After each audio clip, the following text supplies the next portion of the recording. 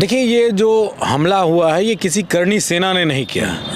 ये योगी आदित्यनाथ के जाति के लोगों ने, जिनका प्रतिशत उत्तर प्रदेश में मात्र 4% है, उन लोगों ने 22% एससी कम्युनिटी के लोगों पे हमला किया। अगर हमारे सांसद को खरोच आई तो इस देश का पूरा पीडीए परिवार खड़ा हो जाएगा, इतना याद रखें। कहते हैं हम रिश्तेदार हैं मुगलों के, बहुत स्पष्ट शब्दों में कह रहा हूँ।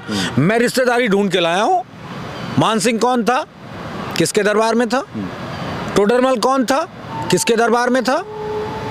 तानसेन कौन थे, किसके दरबार में थे? मिर्जा सवाई जयसिंह कौन थे, किसके दरबार में थे? इस तरह दर्जनों नाम है।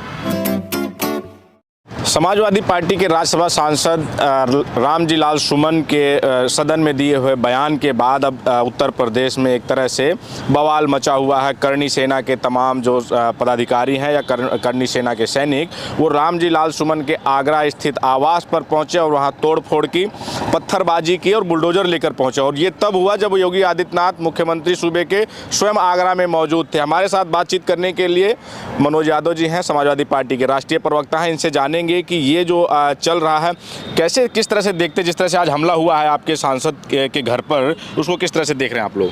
देखिए, ये जो हमला हुआ है ये किसी करनी सेना ने नहीं किया।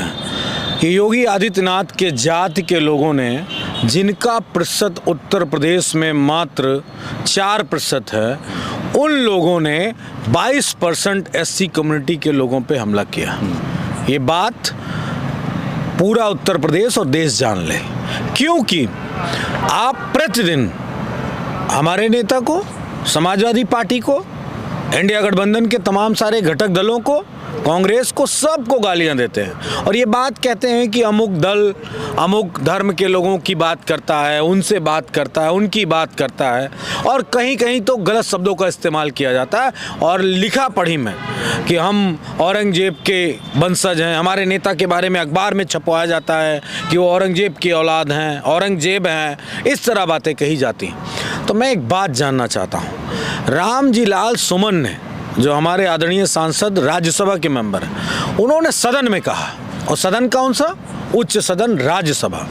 क्या वहाँ के बैठे लोग इतने समझदार नहीं है, इतने जिम्मेदार नहीं है? उनके पास क्या इतिहास के तथ्यों की अभाव है कि वो ये नहीं बता पाए कि रामलाल सुमन जी ने क्या सही कहा है, क्या गलत कहा? क्या अब तक राज्यसभा पार्लियामेंट में इस बात को लेकर क्यों बात नहीं कही गई? इतिहास का हवाला देके उन्होंने कोई बात कही तो उसको आप झुठला दो, सदन में प्रस्तुत कर दो। अब कोई करनी सेना, कोई तमाम सारे और संगठन, या एक नैरेटिव बिल्डअप कर दिया जाए कि समाजवादी पार्टी तो इनका विरोध करती है, समाजवादी पार्टी तो इस तरह की है, समाजवादी पार्टी इस देश की नहीं है, इस तरह का नैरेटिव बनाएंगे तो फिर तो और भी अभी इतिहास के पन्ने पलटे जाएंगे। आपके जो सांसद जी हैं, सीनियर सांसद हैं, वो बुजुर्ग भी हैं और कहा जाए सीनियर सांसद हैं, उच्च सदन में हैं, अनुभव है उनके पास, तो फिर ये गड़े मुर्दे और खासकर जो है जिससे किसी एक कम्युनिटी की भावनाएं आहत हो, ऐसा बयान देने की क्या ज़रूरत है? राणा सांगा पे ये सब कहने की क्या ज़रूरत पड़ेगी उनको? एक बात बताइए, शुरुआत किसने की?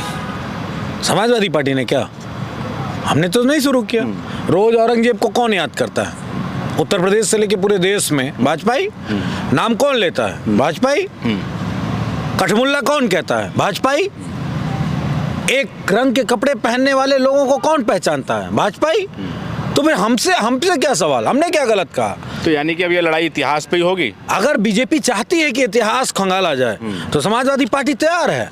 हम इतिहास के पन्ने पलटेंगे, लगातार पलटेंगे, उस पर लगातार बात करेंगे और जो भी साक्ष्य है उसको सामने रखा जाएगा। लेकिन अब आम जनता जो आप लोगों को वोट देकर भेजती है सदन में, वो अपने मुद्दों के लिए भेजते हैं। विकास की बात हो, उनके उत्थान की बात हो, किस तरह से देश का विकास हो, उसके बजाय अब बात हो रही है इतिहास के पन्ने, गड़े मुर्दे उखाड़े जा रहे हैं। ये भी तो ठीक नहीं है ना। और उसमें आपके लोग, ये आप सवाल सरकार से पूछे।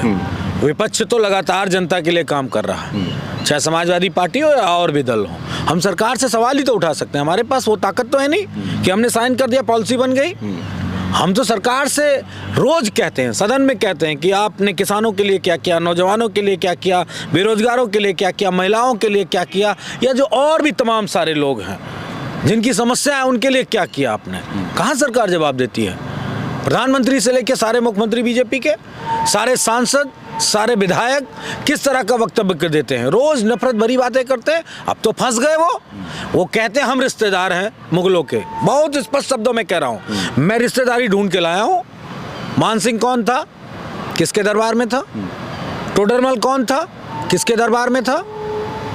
तानसेन कौन थे, किसके दरबार में थे? मिर्जा सवाई जयसिंह कौन थे, किसके दरबार में थे?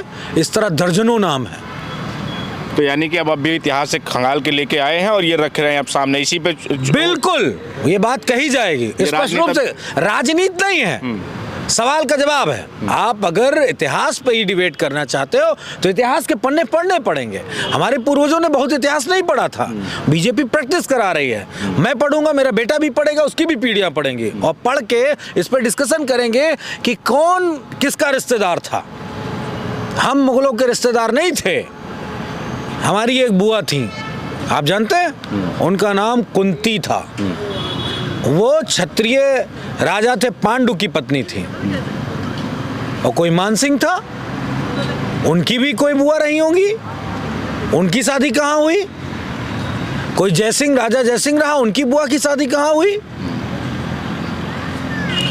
तो यानी कि अब ये माना जाए कि समाजवादी पार्टी भी तैयार है। अब ये इतिहास के पन्नों पे पूरी डिबेट होगी, पूरी राजनीति इसी पर होगी और अब ये खंगाला जाएगा कि सती प्रथा कौन, किसने लागू किया, किसने स्तन कर लगाया, अब इन पर ही डिबेट होगी। बिल्कुल होगी।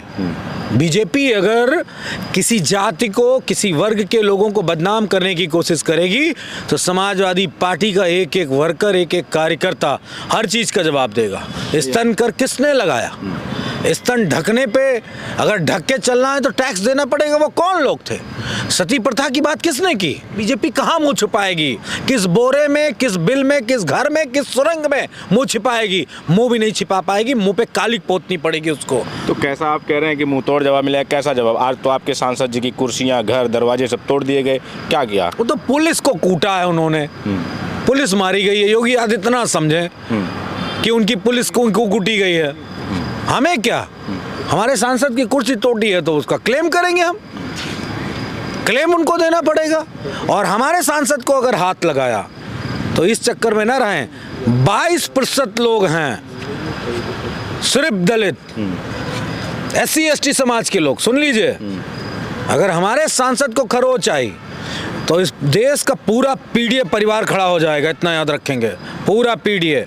तो दावा कर रहे हैं करनी सेना के लोग कि अभी ये तो बच गए और वो आरोप ये भी लगा रहे हैं कि आप लोगों के समाजवादी पार्टी के लोगों ने भी वहाँ पथराव किया, उन लोगों ने उनको मारा, कूटा, खून निकला है उनको। झूठ बोलने वाले लोग हैं। पुलिस का और करनी सेना का आपस में हाथापाई हुआ है। वो कह रहे हैं कि लौट के फिर आएंगे, बचेगा नहीं रामजी लाल सुमन। तो ये प्रशासन योगी आदित्यनाथ से पूछो कि कैसे लोग कह रहे हैं। मैंने तो सुना है 5 करोड़ रुपए का इनाम रखा है कि जिब्बे काट के लाएंगे।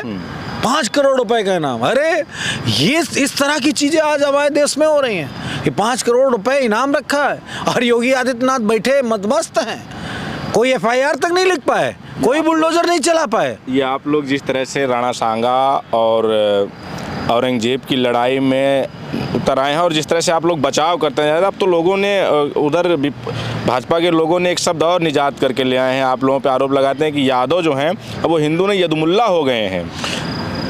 हाँ, मेरे ख्याल से भगवान कृष्ण को गाली देने का इससे घटिया शब्द और कोई नहीं हो सकता। हम भगवान कृष्ण के वंशज हैं और यादवों का इतिहास भारतीय राजनीति में और जितना भी पौराणिकता से लेके अब तक है बहुत शानदार है। देश के लिए लड़ने वाले लोग, देश के लिए अपनी जान न्यौछावर करने वाले लोग, पिछड़े, दलित, अल्पसंख्यक, गरीब, किसान, मजदूर, नौजवान के लड़ने वाले लोग। हमारी लड़ाई तो इंद्र से भी हो गई थी, मालूम है ना।